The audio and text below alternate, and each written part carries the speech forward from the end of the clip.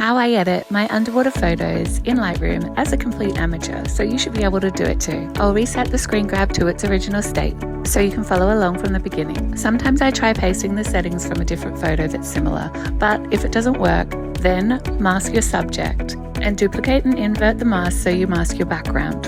On this particular photo, I want to darken and shrink the background so that my subject stands out more, so I play with all the light first. I'm happy with that look, so I don't bother with the color or anything like that here and move on to my subject. I use a little dehaze and turn up the clarity. As this photo is a GoPro screen grab and not a still photograph, I felt like it needed that clarity boost. Then I move to adjusting the color and light.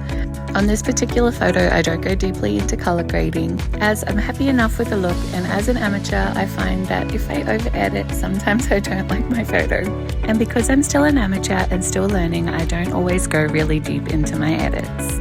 I hope this helps you with your future underwater photography edits. And if this amateur can do it, then so can you. Have fun editing.